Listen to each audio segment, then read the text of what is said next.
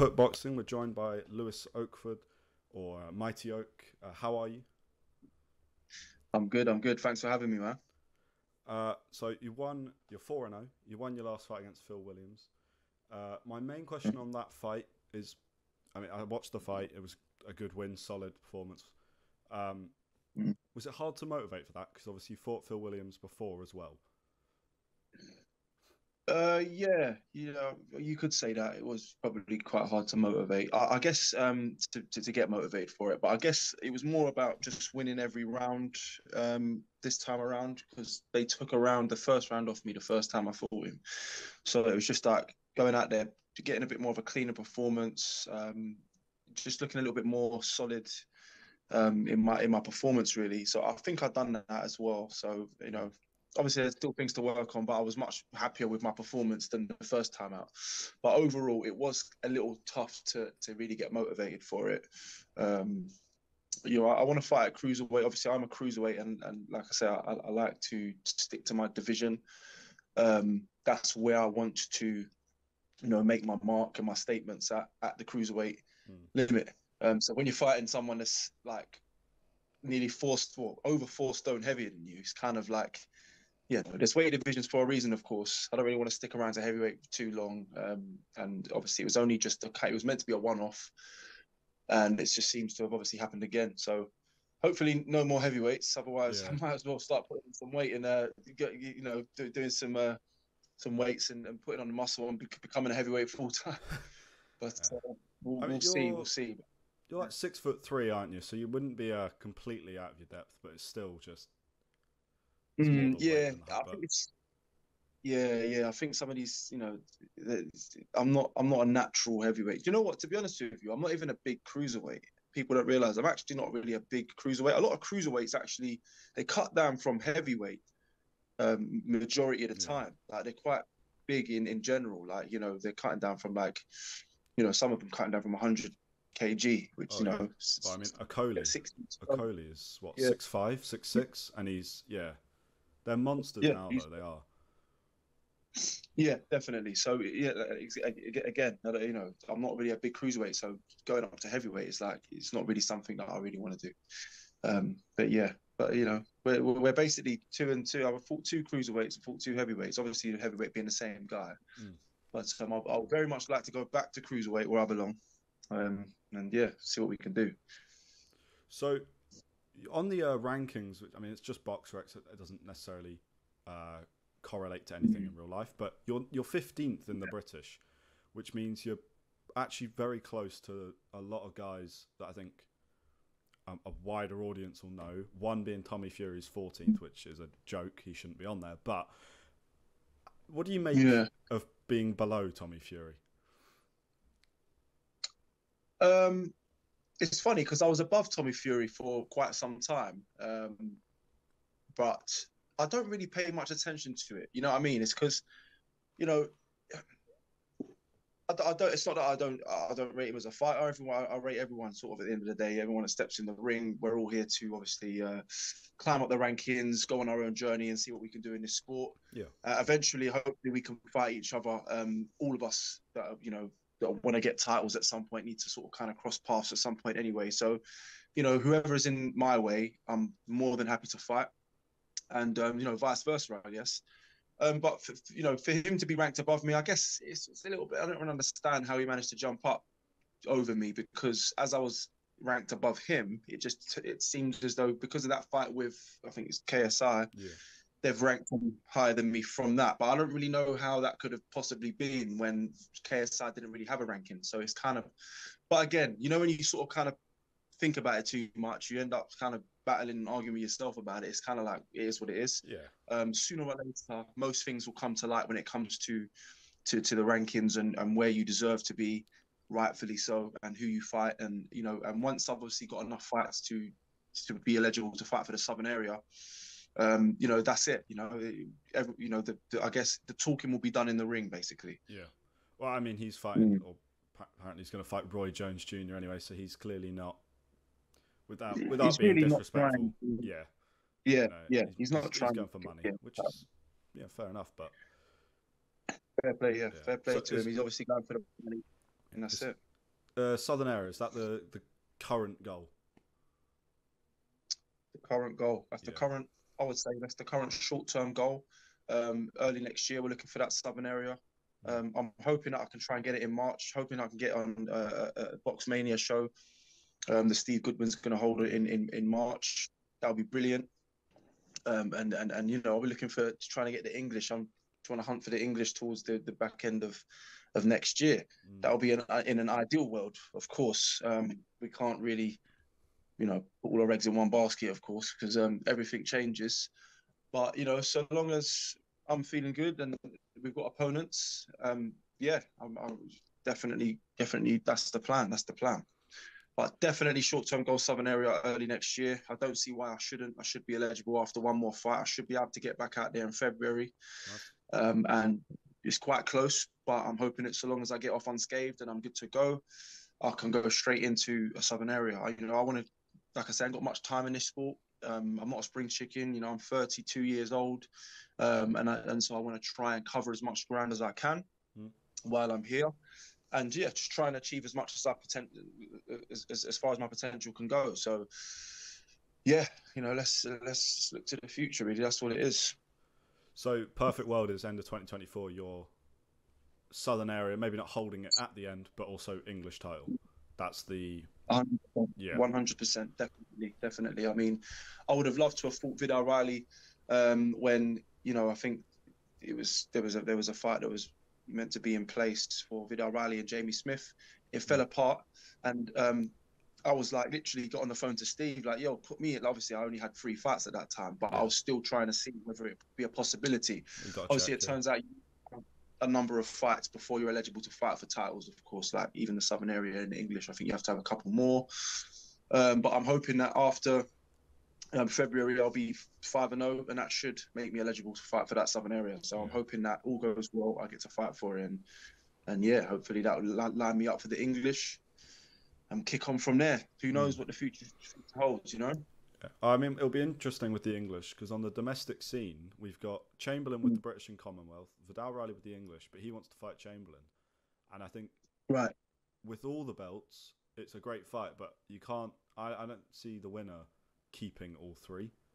Maybe they keep the British for as long as possible, but they're going to have to vacate and they'll go for worlds. So I reckon that at least the English will be vacant within the next year. So it'll be interesting. That's what I'm thinking, definitely. I think if that fight does go ahead with Chamberlain and Riley, if that does go ahead and it gets confirmed, I can pretty much guarantee that English will end up becoming vacated. Yeah. Whether Vidal Riley wants to defend it once, I'm pretty sure he might just want to defend it once, or and then. But I'm sure that if that fight was presented to him, he'll take it without worrying about defending the English. I think that British and that Commonwealth takes precedence over the English. You know what I mean? So I feel like that'll be where it goes. But again, you never know what happens, because I think that Vidal Riley might be fighting for the defending the English against Nick Parker. So we don't really know, you know, how it all unfolds. And also Isaac Chamberlain's mandatory for the EBU against Mikhail Chislak, I believe. So, you know, if that happens, again, you know, is he going to vacate a belt? Is he going to move on and push on and leave the belts to be vacant? We just don't know. So for me, in my world, it's just about, you know, staying ready for that southern area. That's the first step. So I'm not focused on anything else other than that. We take it one step at a time, try and get captured that southern area, and then whatever happens from there, whatever doors can be opened from there, we'll run straight through.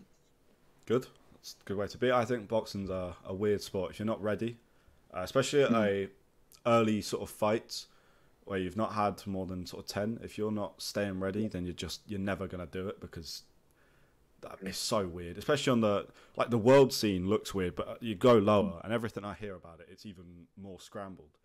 Like, it's crazy. But, no, it's a crazy sport, definitely, but we love it. It's worth it. Once they're in the ring and they're fighting, and everyone, it's the best sport in the world. But what was going to say? Amateur experience. I couldn't find anything for it. Did you have amateur experience? Yeah, no, I had amateur experience. Not very extensive amateur experience. I probably had about 15 fights in total. Okay. I won a national title as well, which was probably my last fight was a national final in Banbury, Oxford, and I won like a national and championship sort of tournament, Yeah. which like kind of like the novices, you know what I mean? You started out, I only had about, before that tournament, I probably only had about, what is it, like 8 fights or something like that, or 9 fights. So yeah, not much amateur experience, definitely not. I could have had way more bouts as an amateur, but I didn't stick at boxing how I probably should have when I was young. Mm. And I sort of kind of drifted away from it a bit and then came back and and then when I sort of made that decision to come back to boxing, I sort of kind of just said, look, it's now or it's never. Let's just give it a good crack. And I've not sort of took my foot off the acceleration yet. Why did you take your foot off the accelerator? Why did you stop? I think that, I guess you can put it down to motivation from when I was young. I think that I definitely got myself kind of maybe involved in like the wrong crowds and maybe influenced to kind of be distracted from maybe boxing at that time. I might have Yeah. not seen what could happen, like the possibilities of how things could be with boxing. I didn't really take it as serious, and so obviously I definitely regret that. Looking back now, I wish that I did stay from when I was young, sort of, let's say like 14, 15. I first walked into the boxing club in Hackney, in Lions Boys Club in Yeah. Hoxton, and that was when I sort of got to learn the basics, got started to spar. I remember speaking to the trainer there, and he sort of said to me, look, you've got something here. Do you know what I mean? You might as well keep coming back and keep coming, and we'll get better, get you Yeah. sparring and get you carded up and etc. All of that. And I remember sort of saying, yeah, cool. I probably came back for a couple more times, and it just went missing. Do you know what I mean? I was just young, hanging around, probably just doing what young boys do, and yeah, and then I sort of revisited it. I moved away from Hackney. I moved to High Wycombe, so a big change. It was a much different sort of pace of life, Yeah. and I think that, yeah. So when I got up here, I went. The first thing I was thinking about, as I was getting a bit bored, I was thinking, I didn't really have any friends around me. Obviously, all my friends were left back in Hackney. Yeah. And so I was going down sort of every weekend just to go and see my friends. But then there came a point where I was like, right, what am I going to do up here now? Do you know what I mean? So, and that's when I just went straight to the boxing club. I went to the High Wycombe Amateur Boxing Club. And that was it. That was when I started competing. And I really did start to enjoy the sport. Yeah. And then sort of, like I said, I got myself kind of into that routine of going to training, got myself carded up, got my medical, got my first fight underway, won my fight in like 40 seconds. It was like, whoa. Got myself put in the Box Free Press. It's like the local paper. Oh yeah. About Wycombe, the High Wycombe's unearthed a new star. So it all sounded amazing, right? And then all of a sudden I ended up sort of kind of losing my motivation again, and kind of procrastinated a bit, and sort of partying or whatever, and still trying to do both, basically trying to live, the young sort of going out life, and sort of saying, that I'm going to still do this boxing thing, but you can't mix the two. I think I was just a bit too young, naive. I wasn't really ready or mature enough to kind of really take it, with both hands, and got myself into some trouble. I ended up actually even serving some time inside as well, which is obviously a couple of years at that. So it was quite a lengthy sentence. And so it's when I was inside and I sort of came to that sort of a crisis sort of thing. I came to so I'd done a lot of reflecting, and I sort of said to myself, look, what are we, we're going to get back out. We're going to be sort of kind of going past mid-20s. What am I going to do? Do you know what I mean? I need to make sure that I'm out there, and I'm got to change what was going on before. I've got to obviously have a change of scenery, change my sort of my peers, of course, so I can be around people that are doing positive things, and so that's what I just did. I just made a promise to myself to come out and really try and change my life around, and obviously as I did come out of the end of 2018, and so I sort of went straight back into boxing, and that's when I won the national title. as an amateur. And then I wanted to go straight into sort of like, the elite sort of side of it. And then obviously the pandemic hit. So we had another 2 years of that, everything being shut down. And, so I found myself again. So wasn't even in my control. This was like just as everyone was suffering from that whole lockdown period of just kind of everything being in standstill. That led me to kind of, just sort of kind of drift away from the sport again. And then obviously my coach at the time, actually, my amateur coach at the time, he kept the gym open now and again so we could just go and train. Just to kind of keep that, just for like mental therapy, really, because it was doing my own head in when I was just sort of here on lockdown. And so I managed to still hit the bags, go and kind of train just to stay active. And I guess that kind of kept me still feeling positive about, turning pro, because that's ultimately what I wanted to do. You know what I mean? I knew I wasn't very, very young anymore, so I knew I should, that the ultimate goal would be to do what I can as an amateur now, and then just turn over and see what we can do. And so I just I kept that ambition and that goal, and ended up turning pro once they sort of kind of relaxed the restrictions, and here we are, man. Sorry for the old life story, but that is pretty much how it's been. And so, like I said, I'm 32, and I know that I've got no time to be kind of taking my foot off the gas, and that's why I'm open to fighting 50-50 fights. I'm open to fighting anyone in this cruiserweight division. I kind of proved that when I turned pro on my debut, and I fought a 50-50 fight on an away card as well, and I went straight into another 50-50 fight. And so then the last two against Phil Williams, I know he's a journeyman, but he comes, he brings it, and he was the only person that was there. Otherwise, it would have been 50-50 fights again. But the person that I was meant to fight, I think his name was Julian Wilson or something, he pulled out and went and wanted to fight someone else. But I've just, like I said, I'm more than happy to mix it with these guys and see what I can really do. And so hopefully that 2024 is going to be that year where I can really have my breakthrough year, because I feel like that year is still yet to happen, and that time's yet to happen for me to have that breakthrough fight, to really show that people what I can actually do in this division. I haven't really got out of second gear, to be honest with you. I haven't really been in much trouble, and so I'm hoping to really get one of them dancing partners that's gonna bring that out of me. So bring on 2024. Just get it. Your mental health during COVID must have been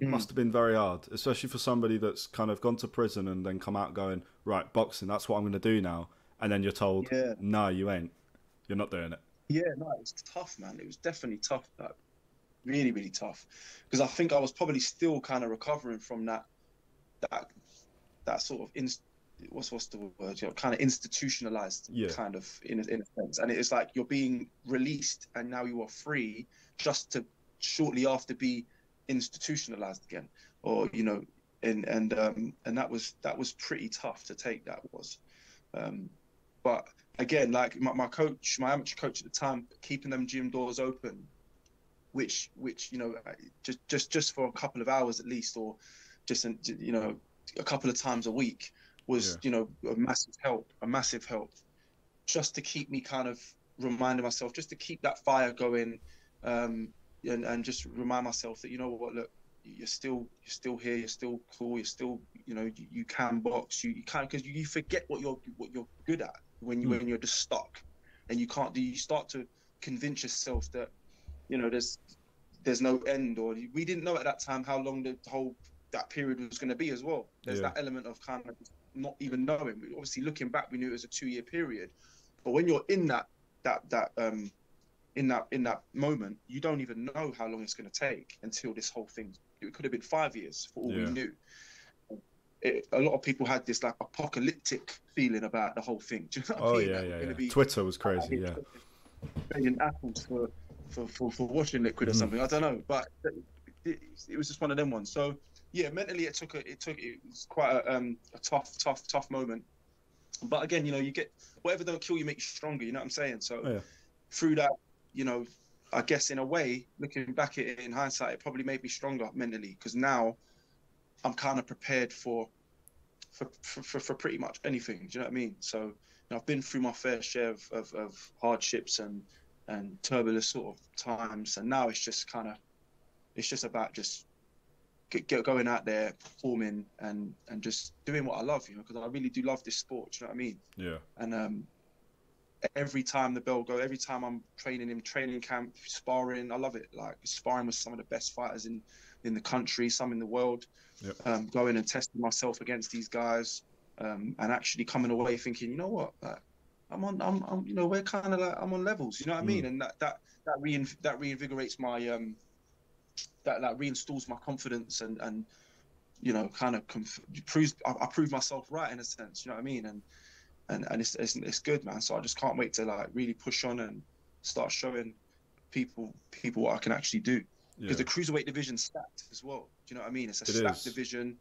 Some of the best cruiserweights are in this country as well. So there's some great domestic dust-ups to have, and I'm really hoping that 2024 I can really sort of, you know, get my foot in the door and have some of these, you know, get into some of these fights. Yeah. I'm really excited about that prospect. Yeah, definitely.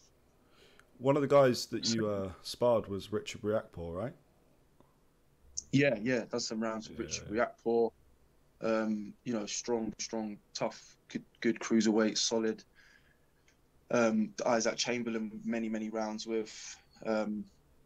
Dion Juma, you know, he's no longer, he's obviously retired, but very good talent as well. Yeah. But yeah, just start with, you know, Jamie Smith was, you know, Southern area champion. But he's obviously taken a step back as well from boxing, but very tough fight. I've done many rounds with him.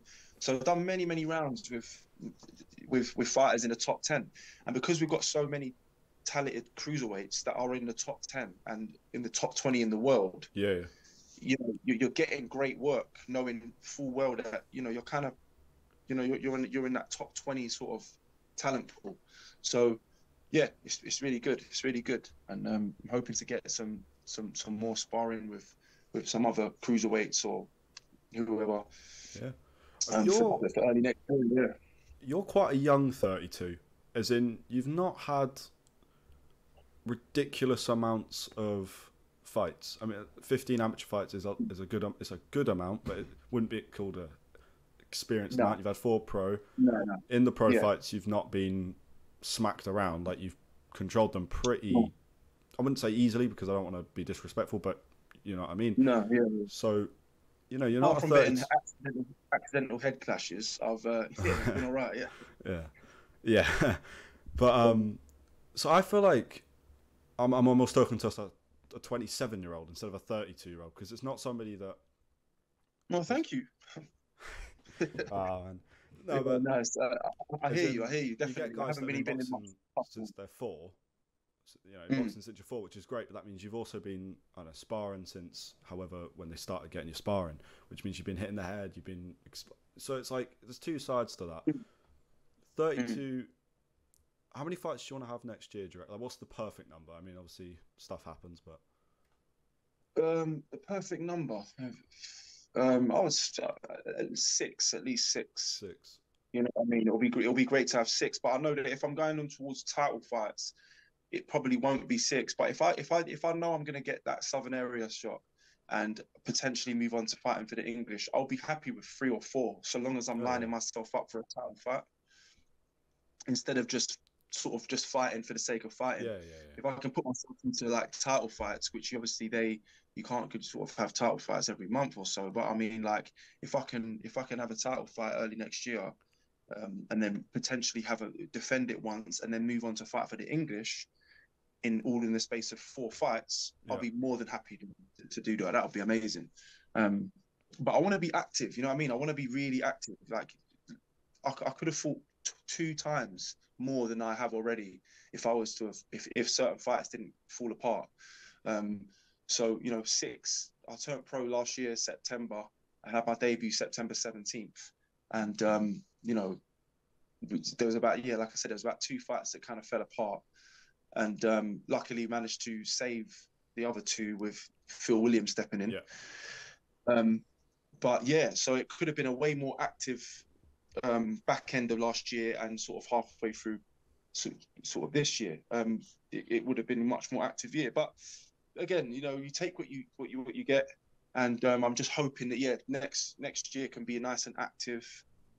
And I think that the more you climb up the cruiserweight rankings, the busier you can be, because I think that it's kind of like there's a bit of a gap where the top echelon of the cruiserweight division, they sort of tied up and they're quite busy, and they get their fights. You know, they get quite regular fights.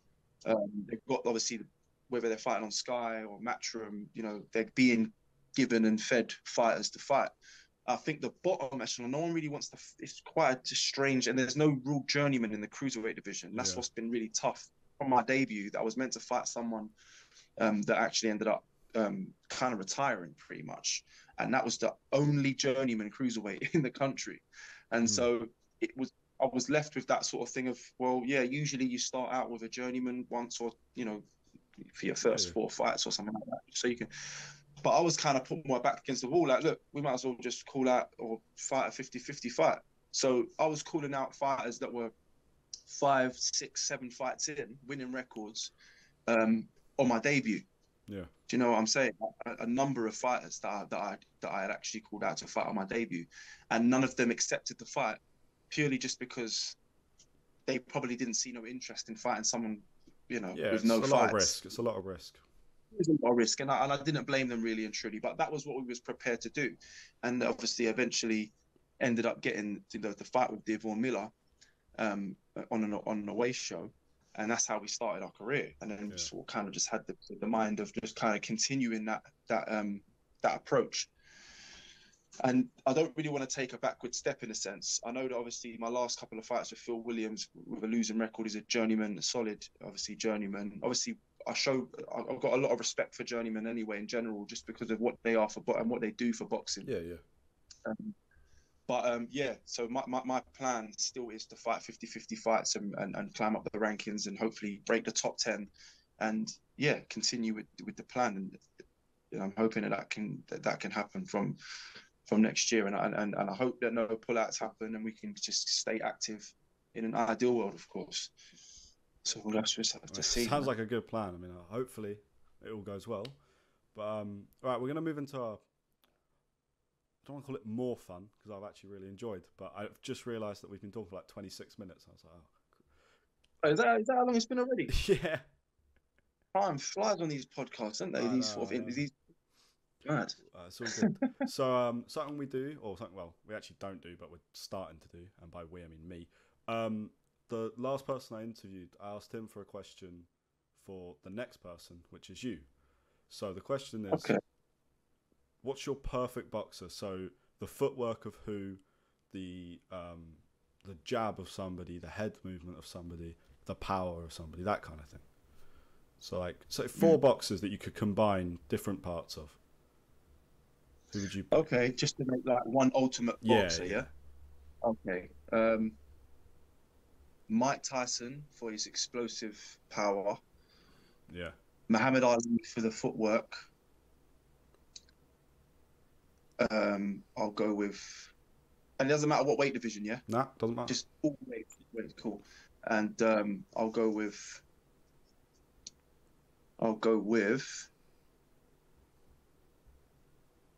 Deontay Wilder for the power. You got Deontay Wilder and Mike Tyson power. That's gonna kill someone. But Mike Tyson's more that explosive, and then Deontay Wilder for. All right, cool. That's cheating a little bit. Let me stick with Mike Tyson. You're gonna kill someone, yeah. Muhammad Ali for the footwork. Who else can I fit in there? And then obviously we've got speed. Yep. So I'll go for Manny Pacquiao speed. Yeah. And what's the last? We've got power, footwork, and speed. Head movement, I guess. But I get head movement. Or we're gonna go head movement. Ooh, head movement. Or just like defense in general, like Floyd Mayweather. Yeah, that's the problem. I don't want to say defense, guys. You say defense, Floyd, every single time it's gonna go. Yeah, everyone's gonna go Floyd, right? You have to. If I was to say head movement, Who's got really good head movement? Though, like, really, I'd say Canelo. also, I'll say Canelo. Oh yeah, Canelo's head movement Canelo's serious. Yeah, no. yeah. But I'll probably say no. Because you said Canelo, I don't want to go and say Canelo now. I have to come up with my own one now. So Right. I'll say Tank. Tank. I think Tank's head movement's pretty impressive. Yeah. It's pretty impressive. Yeah. So I'll go with that. Yeah, that's my little. Yeah, I think that'll make an ultimate. I mean, that is ultimate. I don't see how you beat that, but No, you can't beat that. That's unbeatable. what Ali, Tyson, Mayweather, and Tank's head movement. Yeah, that's like That's not beatable. That's not beatable. No. That's any era as well. And I know that I only kind of actually chose fighters from kind of like the recent era. So obviously, with all the respect to the eras before us, but Yeah. just that combination there, I don't really think you can beat that. Nah. Because obviously, I would go in a Sugar Ray Robinson as well. You got to think there's real legends from before, like Joe Louis, Yeah. Rocky Marciano, like they're absolute legends. But that combo there is devastating. So yeah, that's mine. I like that. That's good. What would you ask the next person? I don't know who the next person is, but any question for a boxer?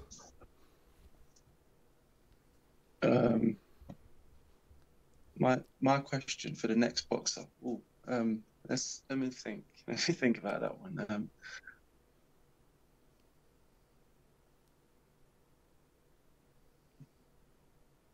What world title would you want to win out of the 4 world titles? What is your favorite?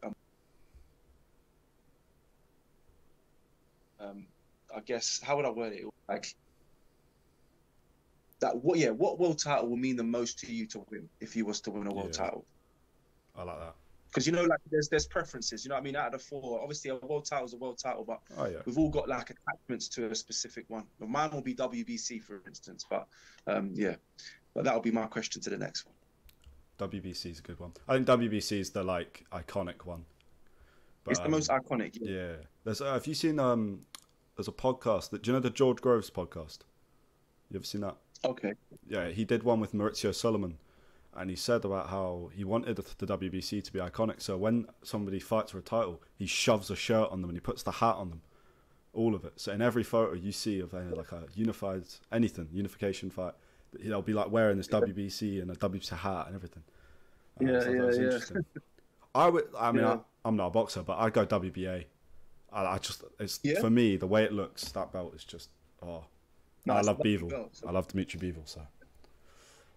Oh yeah, definitely, man. Bivol is obviously a great fighter, and I think, like I say, it's the who holds the belt is what gives it, it elevates it. Do you know what I mean? Who holds it? So it's like Terence Crawford holding on to the WBO for so long, made the WBO more attractable. So, that's what it's about. It's about the legends that hold it. Definitely. No, for sure.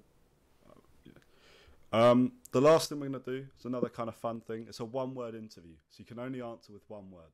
So I'm just going to throw out some, not really questions, more names or maybe like fights that are coming up, and I'm going to say who's going to win, blah, blah, blah. So just keep it on topic of what's happening, I think, tonight. Jake Paul. You want me to describe just one any word that you. So, what comes to mind when you hear that name?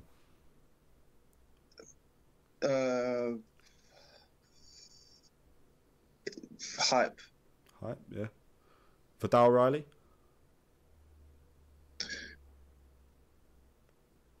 Skillful. Isaac Chamberlain. Tough. Richard Riakporhe.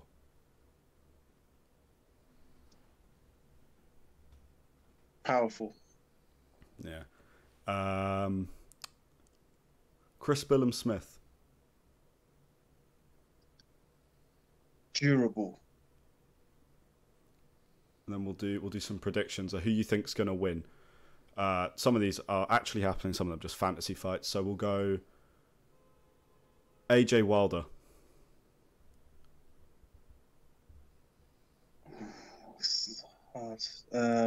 AJ. Fury I'll Usyk. go AJ. Fury Usyk. Usyk. I like that. We'll do a final one. Let's do cruiserweight because you are a cruiserweight. Billiam-Smith versus Riakporhe.